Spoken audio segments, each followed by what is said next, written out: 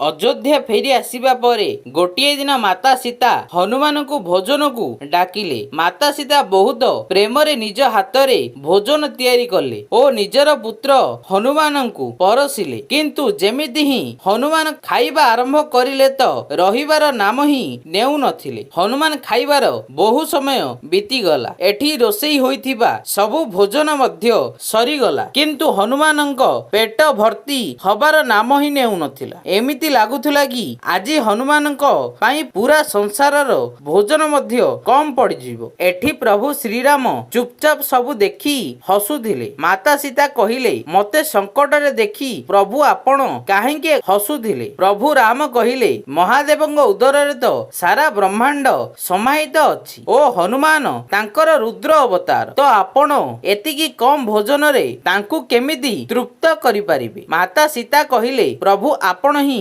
कहंतु मु कौन करिबि? सेही समय रे प्रभु राम तुलसीर गोटे पत्र नहीं माता सीतांकु देले ओ कहिले, एहाकु हनुमान को खाइबाकू दियो। सेठी हनुमान आउ भोजन मागुथिले। सेही समय रे माता सीता तुलसी पत्र हनुमान को खाइबाकू देले। हनुमान कहिले, एहारे मोर कौन हब माता, किंतु आपण एहा देइचंती तो मते एहा खाइबाकू ही पड़िबो। ओ जेमिति ही हनुमान तुलसी पत्र खाइले तो तांकर भोक तुरंत शांत होइगला। ओ हनुमान कहिले, माता आउ टिके मध्य कौन खाइदेली तो मोर उदर फाटी जीवो। सांगाने आपणानु जदि एही भिडियोटी भल लागि तो आम चैनल को सब्सक्राइब करिवे। रहूछि नमस्कार।